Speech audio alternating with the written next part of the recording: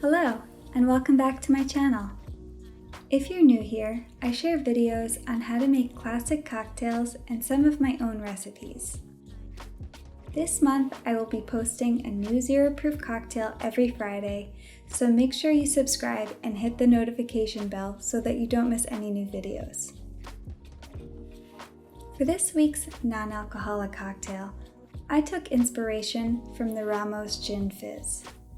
If you aren't familiar with the drink, it is every bartender's worst nightmare because it takes forever to make. It contains both an egg white and cream. The fat content in the cream inhibits the egg white from foaming. In order to overcome this obstacle, you need to shake this drink for 5 minutes or so to achieve the foam. I wanted to add an extra challenge and see if I could achieve the signature high foam and make it vegan. This means I will be swapping out the eggs for Aquafaba, also known as chickpea water, and swapping out the cream for an oatmilk creamer that I made. I have instructions on how to make oatmilk in my vegan eggnog video. I will link below in the description box. This drink was challenging. I had a lot of trials and tribulations with this one. I jokingly told my husband I wanted to name it Failure to Rise. After a few tweaks, which I will document in this video, I was able to replicate the results on several attempts. Make sure you watch till the end to see what finally worked.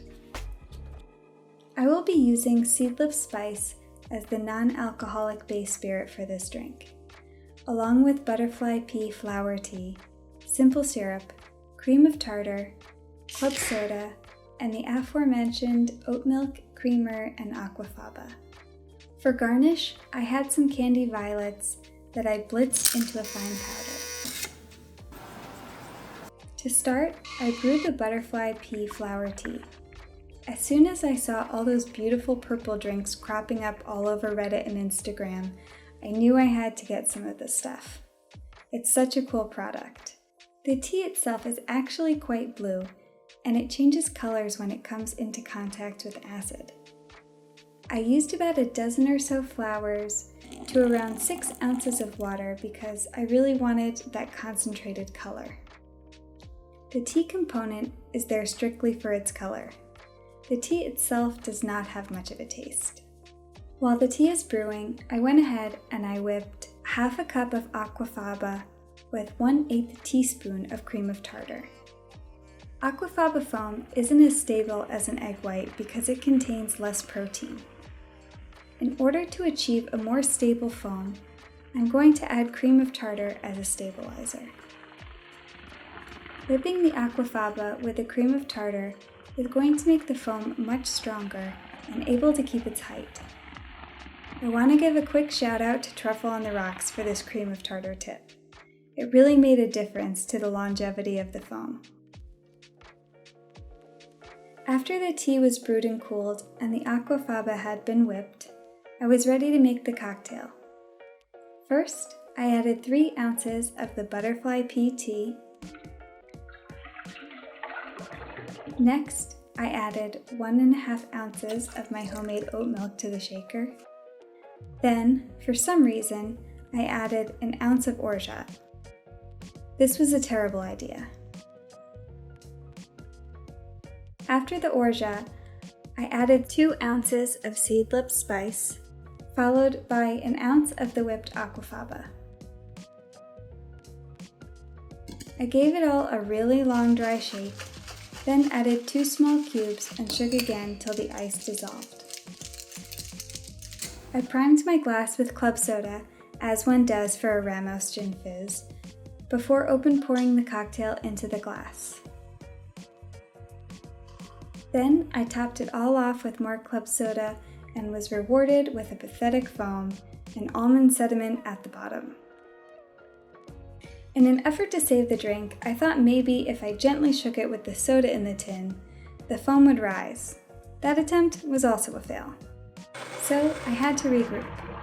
The orgeat was a bad idea, especially since I didn't do the best job of straining out the large particles, but also because almonds contain oil, which is the enemy to foam.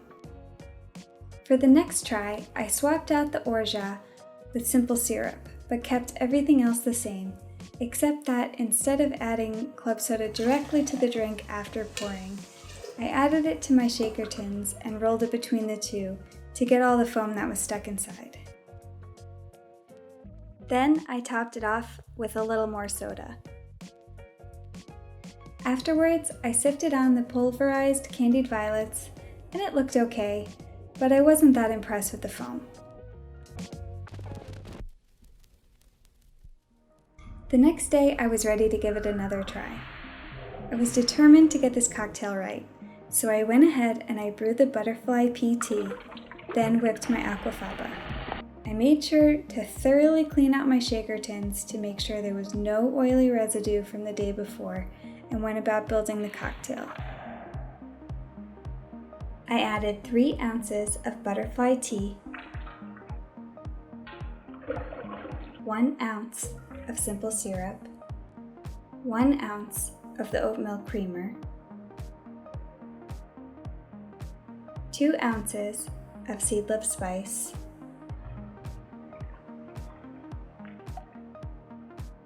and shook it all together before adding 2 small ice cubes and shook until they dissolved. Then I added 1.5 ounces of the Aquafaba.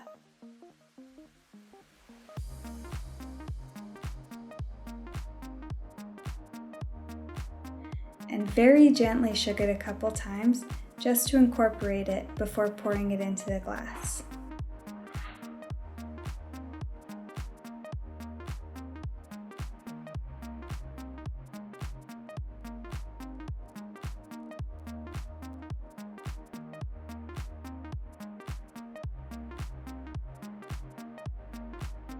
I added my soda to the tins and waited for the foam to settle before pouring it in.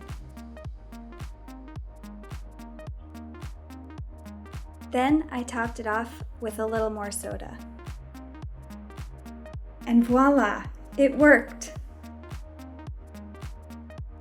Then, rather elated, I sifted on the candied violet powder and called it a day.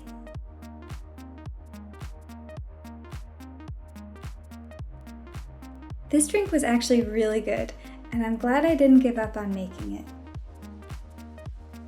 The Seedlip Spice is really interesting. It has lots of baking spice elements, but also a bit of a numbing quality that kind of mimics the burn of alcohol. I really like the flavor and mouthfeel of this drink. It was really light, but also packed with flavor and a light creaminess from the oat milk and Aquafaba. Thank you so much for watching. I'm hoping you found this video helpful in your own vegan egg white endeavors. And if not, I hope you enjoyed watching anyways. Have a great weekend, and I'll be back again next Friday with a new 0 proof cocktail.